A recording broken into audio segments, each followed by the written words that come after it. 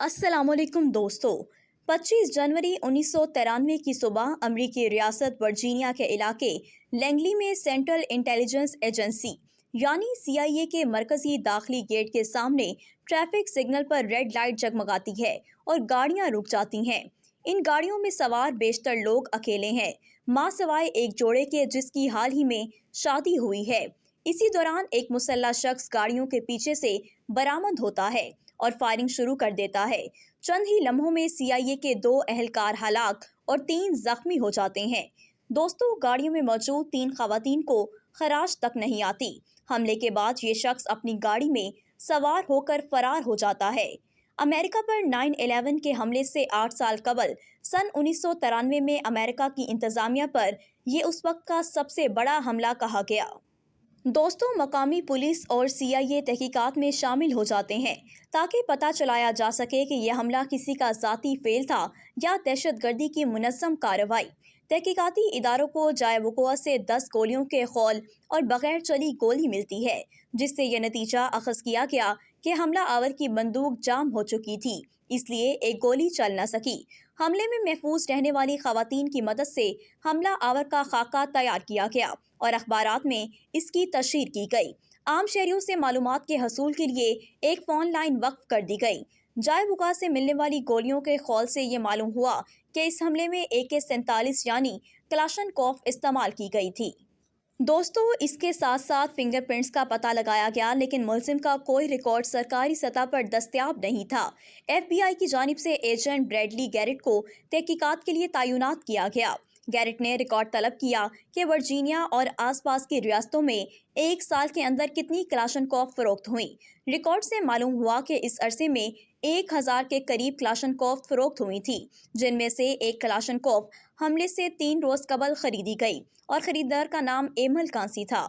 FBI के एहलकार दर्ज पते पर पहुंचे और एमल के रूममेट से मुलाकात की, जो कि पाकिस्तानी था। इस शख्स ने बताया कि एमल किसी दूसरे शख्स की वसातत से उसका रूममेट बना था। दोस्तों, कमरे की तलाशी के दौरान चमड़े के एक ब्रीफ केस से पिस्तौल और क्लाशनकोफ की गोलियों से भरा हुआ एक बैग और मैगजीन भी बरामद हुआ। दोस्तों, जब कमरे की मजीद तलाशी ली गई तो तलाशी के दौरान सोफे के नीचे से एक प्लास्टिक बैग में लिपटी हुई क्लाशनकोफ भी मिल गई। एमल के रूममेट ने असलहे से लाइल्मी का इजहार किया और पार्किंग में मौजूद गाड़ी की निशानदही की, जिससे FBI को ये तस्दीक करने में मदद मिली कि हमला आवर एमल कांसी ही है, जो हमले के फौरन बाद पाकिस्तान फरार हो चुका था।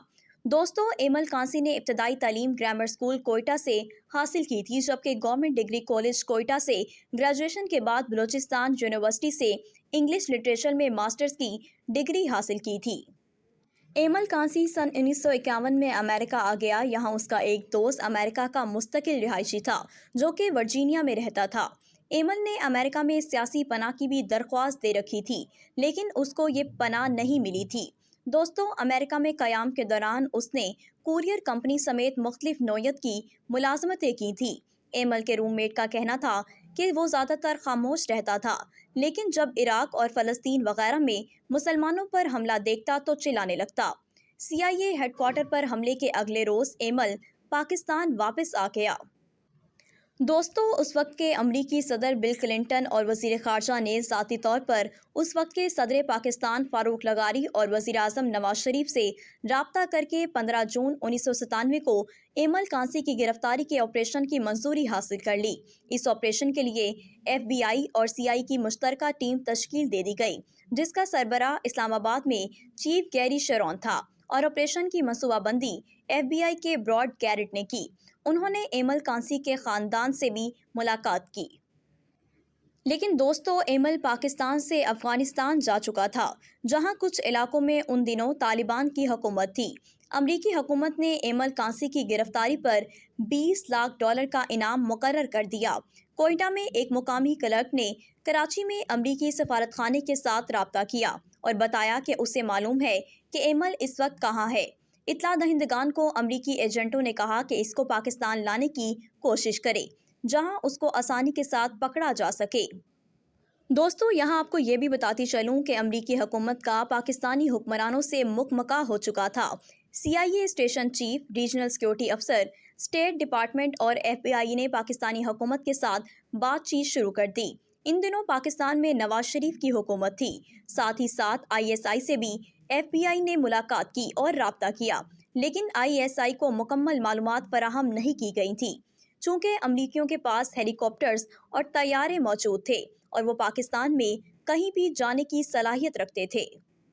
دوستو، اس کے بعد پاکستان میں ایمل کانسی کے خلاف آپریشن شروع کر دیا گیا۔ مخبروں سے مل کر یہ طے کیا گیا کہ وہ ایمل کو ایک مخصوص جگہ پر لائیں گے اور یہ جگہ ڈیرہ غازی خان کا ایک ہوٹل تھا۔ ایمل کانسی کو ان کے کچھ ساتھیوں نے کہا کہ ڈیرہ غازی خان چلتے ہیں، وہاں پر ان کی بزنس ڈیل ہے، وہ کوئی سامان وغیرہ خریدنا چاہتے ہیں، جبکہ رقم کی ادائیگی افغانستان میں ہی ہوگی۔ تم پڑھے لکھے ہو، اردو بھی جانتے ہو، اس لیے ہمارے ساتھ چلو۔ دوستو، یہ 15 جون 1997 کی رات تھی۔ FBI کے ایجنٹوں نے ایک مقامی جاسوس ہوٹل بھیج دیا جو وہاں کی خبر دے رہا تھا۔ FBI کے 4 اہلکاروں نے قمیض شلوار پہنی اور روانہ ہو گئے۔ جاسوس نے بتایا کہ وہ تیسری منزل کے کمرہ نمبر 317 میں موجود ہے۔ مرکزی دروازہ کھلا ہے اور گارڈ نہیں ہے۔ وہ ہوٹل کے داخلی دروازے پر پہنچے تو وہ اندر سے بند تھا۔ انہوں نے دروازے پر دستک دی تو ایک گارڈ آیا، انہوں نے اس پر قابو پا لیا اور اوپر کی منزل کی طرف روانہ ہو گئے۔ مطلوبہ دروازہ بجایا اور بتایا کہ نماز کا وقت ہو گیا ہے۔ 1-2 بار دستک کے بعد دروازہ کھلا تو ایجنٹس اندر داخل ہوئے اور وہاں پر موجود مشتبہ شخص کو چت کر دیا۔ اس شخص نے مزاحمت کی اور کچھ خراشیں بھی آئیں۔ اس کے دونوں ہاتھ ہتھکڑیوں سے باندھ دیے گئے اور منہ میں کپڑا ٹھونس دیا گیا۔ دوستو، شکل و صورت میں یہ مشتبہ شخص ایمل کانسی جیسا ہی لگتا تھا، جس کے بعد ایک پین کی سیاہی اس کے انگوٹھے پر لگائی گئی اور پیپر پر لگایا میگنیفائی گلاس سے بھی مشاہدہ کیا گیا، جس کے بعد تصدیق ہو گئی کہ یہ ایمل کانسی ہی ہے۔ دوستو، ہوٹل سے نکلتے وقت انہوں نے ایمل کے ہاتھ باندھ دیے اور سر پر کپڑا ڈال دیا اور اس کو ایک گاڑی میں سوار کر کے روانہ ہو گئے، جو کہ نصف گھنٹے چلتی رہی، جس کے بعد وہ ایک طیارے میں سوار ہوئے۔ طیارے میں سوار ہونے کے بعد وہ راولپنڈی پہنچ گئے۔ راولپنڈی پہنچتے ہی پاکستان کی خفیہ ایجنسی ISI کے کچھ لوگ وہاں پر موجود تھے اور FBI کے ایجنٹوں نے کہا کہ آپ ملک نہیں چھوڑ سکتے، جس کی وجہ سے انہیں وہاں 2 روز تک قیام کرنا پڑا۔ دوستو، 2 روز کے بعد انہیں بتایا گیا کہ صدر کلنٹن اور وزیر خارجہ میڈن البرائٹ کی اپنی ہم منصبوں سے بات ہو گئی ہے اور انہیں جانے کی اجازت ہے۔ یوں 17 جون 1997 کو اسلام آباد سے امریکہ کا فضائی سفر شروع ہو گیا۔ اپنے بیان میں حملے کی وجہ بتاتے ہوئے اس نے کہا کہ اسے غصہ تھا کیونکہ امریکی طیاروں نے عراق پر حملہ کیا تھا۔ ایمل کانسی نے یہ بھی بتایا کہ CIA کی مسلم ممالک میں مداخلت کی وجہ سے بھی غصے میں تھا۔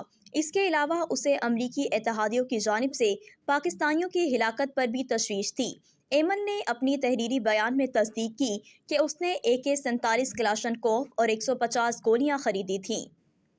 ایمل کانسی نے یہ بھی انکشاف کیا کہ حملے والے روز اس نے اپنے آپ کو روکا اور جیسے ہی سرخ اشارے پر گاڑیاں رکیں تو اس نے گولیاں چلانا شروع کر دیں۔ اس نے 10 گولیاں چلائیں اور 5 افراد کو نشانہ بنایا، جن کے سینوں پر نشانہ لگا۔ خواتین پر گولیاں نہ چلانے کے بارے میں کہا کہ اس کا مذہب اس کی اجازت نہیں دیتا۔ ایمل کانسی نے FBI کو دیے گئے بیان میں رضاکارانہ طور پر اقبال جرم کیا۔ بعد میں وہ اس سے دستبردار ہو گیا، لیکن عدالت نے اسے سزائے موت سنا دی۔ دوستو، ایمل کانسی کی سزائے موت پر عمل درآمد سے قبل امریکہ نے ممکنہ رد عمل پر اپنے پاکستان میں سفارت خانے کو الرٹ جاری کر دیا تھا۔ سزا سنائے جانے کے دوسرے روز 13 نومبر 1997 کو یونین ٹیکساس پیٹرولیم کے 4 امریکی ملازمین کو کراچی میں فائرنگ کر کے ہلاک کر دیا گیا۔ پولیس نے اس واقعے کو ٹارگٹ کلنگ قرار دیا۔ ایمل کانسی کی تمام اپیلیں مسترد ہونے کے بعد 14 نومبر 2002 کو اسے زہر کا انجیکشن لگا کر سزائے موت پر عمل درآمد کروایا گیا۔ ایمل کانسی کی کوئٹہ میں نماز جنازہ میں لوگوں کی ایک بڑی تعداد نے شرکت کی۔